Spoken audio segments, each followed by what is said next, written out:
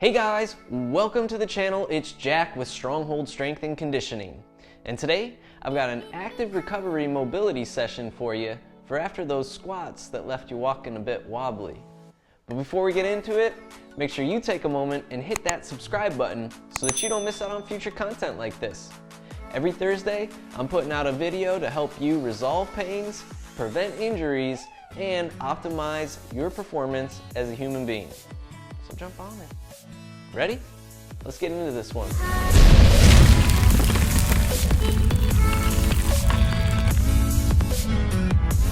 Alright guys, so the session today is going to help you recover from those squats you did a lot faster than you would if you didn't do anything at all. So we're going to be using self-myofascial release techniques using a foam roller today because it's one of the most accessible tools for self-myofascial release. And we'll also be using a wall or a box if you have one, so if you have a box available, great. If not, a wall works perfectly fine as well. We're going to be targeting the thoracic spinal column. We're going to be hitting the glutes, the quads, a little bit of the calves as well, and all those major muscle groups that are involved. And with this approach, you should not have as bad of a delayed onset muscle soreness effect from those squats that you did. So we're going to show you how to recover quicker overall using this self-myofascial release. Now the reason self-myofascial release works is because we've actually identified that delayed onset muscle soreness occurs in the fascia. So if we're able to help restore fascia, rehydrate those tissues through this pressure wave technique that you're going to see today, and actually help restore gliding surface function of those tissues, that's going to overall promote your recovery. We're also drawing in blood flow, recovering those tissues a lot quicker because of the nutrients that comes along with that blood flow. But the blood flow is only as good as the nutrition that we're putting into it. So take a moment, drop by the description, and grab my free guidelines so that you can improve your performance and recovery time overall. Take advantage of it. Ready? Let's get into the session. Alright guys, so we're going to be starting off with our thoracic mobility first here. And what I want to do is take this foam roller and I'm going to be lying perpendicular to the foam roller as I work. What I want to do is start with the foam roller at the lower end of my rib cage here. And I'm going to start by bracing the abdomen nice and tight. So I want to keep my stomach engaged here to ensure that I'm not compensating at my lumbar spine. With the hands, I'm going to interlace those fingers back behind my head, and I just want to arch back over the foam roller and then come back up in almost doing a small little crunch when I do this.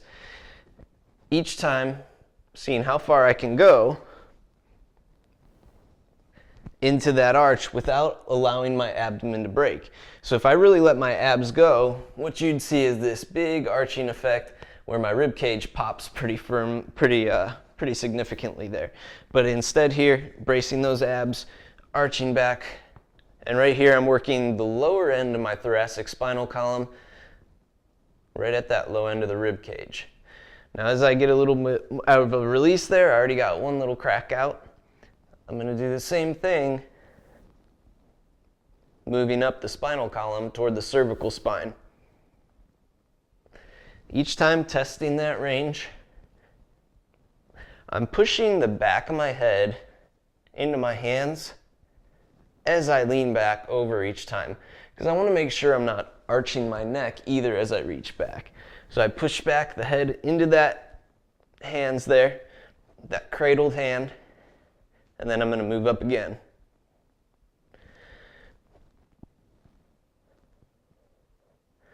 Working my way all the way up till I get to about the top of the shoulders, and there's really not anywhere to go up other than into that cervical spinal column.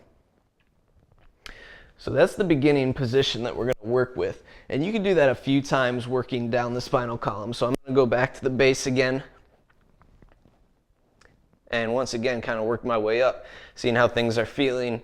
If there's any tight points, I might want to stick on that area a little bit longer. To take this and make it a little bit more advanced, a little bit further, you're going to extend those legs out.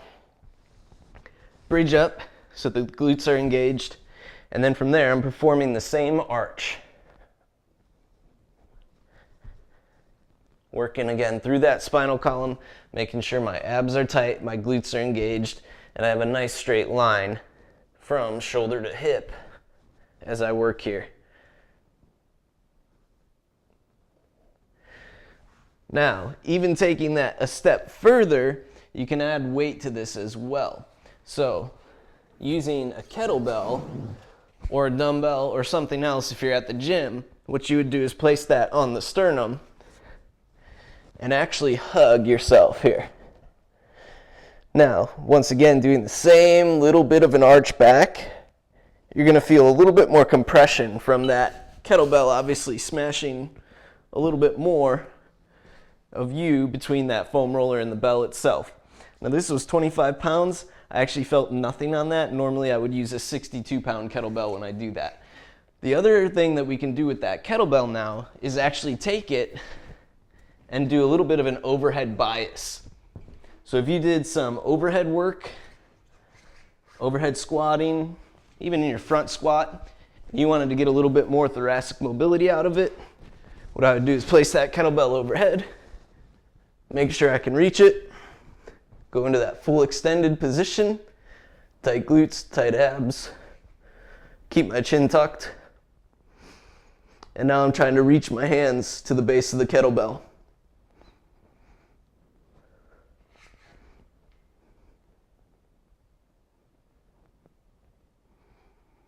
Of course, if you're doing this at home, what you can do is anchor it on a couch or anchor yourself on the coffee table, whatever has a little bit of weight that you can work your way down toward the base of that. So once we've worked thoracic extension there, we're going to work a little bit of rotation as well through that thoracic spinal column. So what I want to do is grip one arm crossed over the other, and I'm going to rock side to side a little bit here.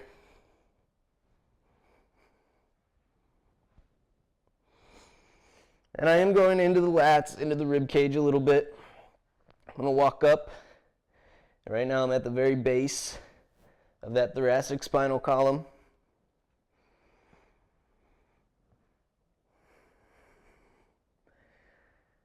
And really what I'm looking for is any tenderness of the tissues to that pressure of the foam roller. Or if it feels like I might get a little crack or pop out, then you might stick in that area a little bit as well. So that's going to be our starting point for the thoracic spinal column. Next, what we're going to move on to is getting the glutes involved here a little bit. So I'm going to actually sit up on that foam roller and I'm going to make a diamond to start. Now, to add more pressure, you want to be down on the forearm. I'm going to actually roll the glutes to the side here a little bit. So essentially, I'm targeting this area of my hip. If I can feel my hip bone right here, I want to be in that C shape just beyond it. Okay? And once again, the whole point is to seek out fascial adhesions here. So any tenderness or restriction or resistance to that pressure is a good sign that that's a point that needs some attention. And I can go as high as the back of my pelvis here. I'm not going into my low back at all. It's just that high range of the glutes. And I roll a little bit across, and I might try and go straightening the leg. Because as I do that, now I'm going to incorporate a little bit more of the TFL, which is a hip flexor that often gets involved and is overactive, assisting in those squats occasionally when the glutes are underactive. So rolling the glutes. If I find a point that's very tender, what I can do to make a little bit more effective is actually a flex and release technique. So when I flex the glutes tighter, I'm going to squeeze for about 10 seconds as tight as I can into that flex, and then I'm going to release that down and let the foam roller sink in a little bit deeper. And as I do that, if there's that point of adhesion, I should notice the intensity level dissipates a little bit each time as I let that release go or I relax into it. Or I should feel like I'm able to get deeper into those tissues at least. So I'm rolling those glutes out there. The next area that I would want to target is those quadriceps. So for the quadriceps, what we're going to do is take ourselves and go into a plank position here. Everything from just above the knee into that front of the hip is fair game. So I'm reaching out. I have one leg off the foam roller, 2 forearms down to help support. And I'm going to roll, first of all, with a pressure wave. And if you did some high repetition squats recently, you're going to know it because your quadriceps did a lot of work.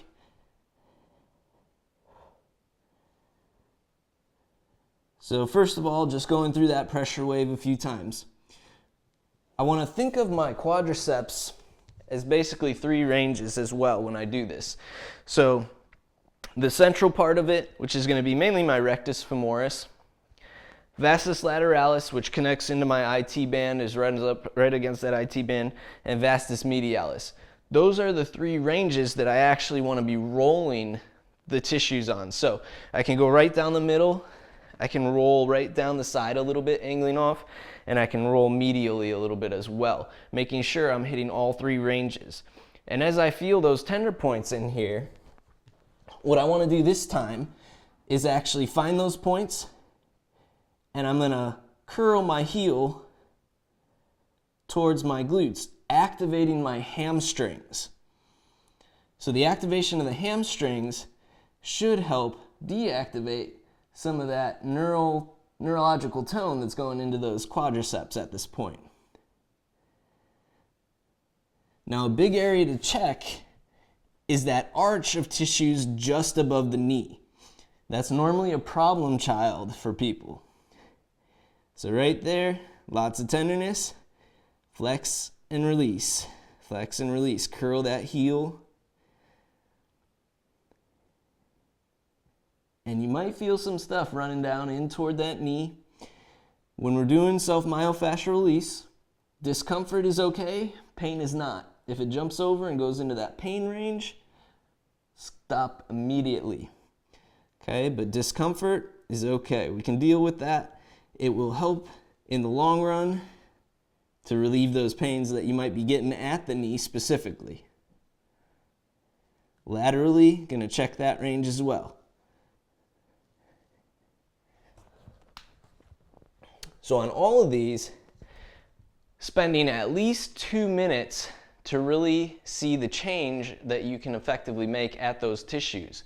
So 2 minutes per tissue range. It could be 2 minutes to quads, 2 minutes at the glutes, 2 minutes in that thoracic spinal column. The last one we're going to get with the foam roller here is that lower leg portion. So I'm going to start by rolling my calf tissues from the Achilles all the way up to the back of the knee. Placing one leg over top of the other. Once again, starting with a pressure wave. When I find those points that are a little bit tender to that pressure, I'm going to roll horizontally across. Breathe through it.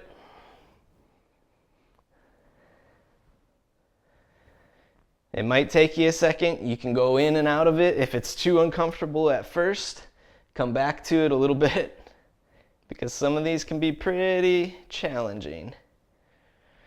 You can also move the foot around in this position, so I can try different pointing and foot extensions, rolling circles, because that's all going to pull those tissues through the pressure of that foam roller.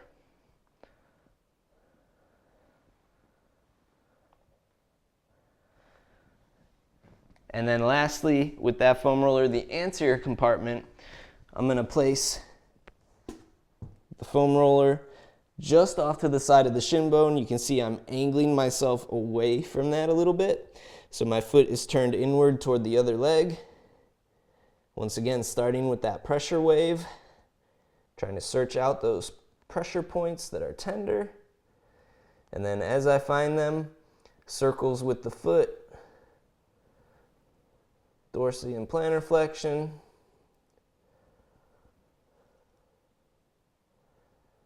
Trying to pull that tissue through the pressure.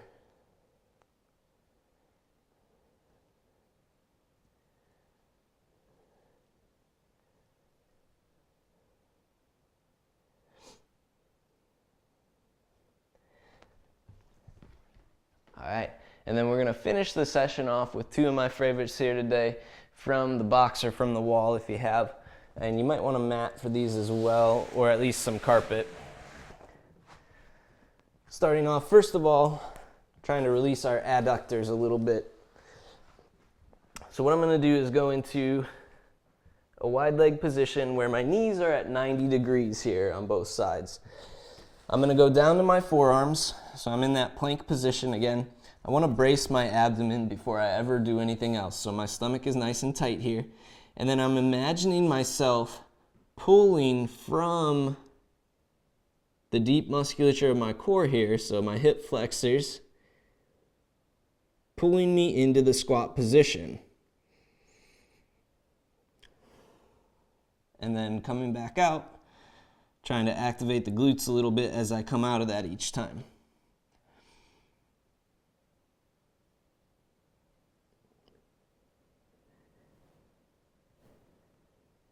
So I'm not just pushing myself back into this rock here from the forearms. What I want to do is pull myself into the bottom.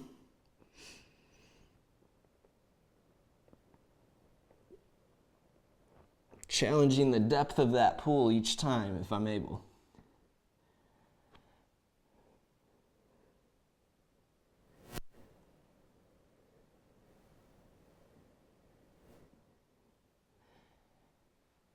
I'm going to do a few rocks in and out until I really start to feel the adductors really open up, or an improvement in the depth that I'm able to get with my butt getting closer to that box or that wall. The final one I'm going to do here is a couch stretch. So I want my feet against the wall or the box, whatever I'm using. I'm going to drop one knee all the way into the corner.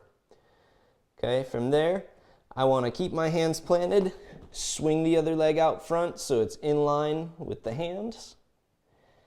And if I'm okay here, and this is tight to begin with, I'm going to flex my glutes as tight as I can. And some of us might already be feeling a pretty big stretch at the hip flexors, at the quadriceps in this position, okay, depending on your mobility. If you're able to take it up higher, you can use something to help yourself prop midway, or ultimately, the gold standard, bringing yourself completely vertical in this position. Now I do want to look at a couple things from both legs here as I'm working. I want to make sure, first of all, that this knee is in line with my middle toe. Okay, so I have a nice tripod foot here, and it resembles my bottom of my squat position effectively. And then back here, I have my foot completely plantar flexed as much as possible, glute to heel, glutes engaging on this back side, this hip here that's back, to open up those hip flexors effectively as much as possible. Now the reason I really enjoy the box for this is because you can add rotation into it to really tie your core together here. So I like to pull the lat of the opposing leg here, so the leg that's back, I'm going to do the opposite side, rotating toward that leg. The reason being because we're connecting fascial lines here. So I'm using my lats to connect to my glutes in this case. And each time just flexing and releasing at those glutes as much as possible. Another way we can tie into that fascial line is taking the hands behind the head, keeping the shoulders in line as well. And then I'm dropping away, still connecting the lat to the glute, and opening up this lateral side here at the hip.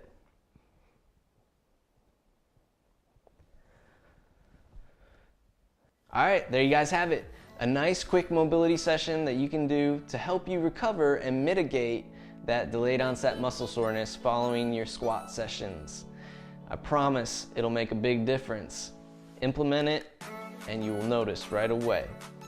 2 to 5 minutes, like I said during the video, 2 to 5 minutes per section. So on the quads, on the glutes, thoracic spine, to exhibit the change that you want to see, because that's what it takes to get our fascia to actually free up and become a little bit more viscoelastic, which works in our favor. If you guys like this video, make sure you let me know by clicking that button down below, and leave a comment after you've tried it out, letting me know the difference that you feel after your next squat session. I'm promising it's going to be effective. If you have not already, make sure you take a moment and hit that subscribe button so that you don't miss out on future content like this. Like I said, every Thursday we're doing videos on injury prevention, pain resolution, and optimizing your performance as a human being. It doesn't get much better than that. Come on now. Lastly, if you guys want something specifically tailored for you, make sure you take a moment and drop by the website. I'll have that link down below as well. You can take advantage of a 1-hour free strategy call talking with me about the best way to reach your goals and everything that you would need to take yourself there quickest. So, if you want to take advantage of that, stop by the website. I would love to talk to you guys about it. I want to thank you guys for watching today. We'll see you next time.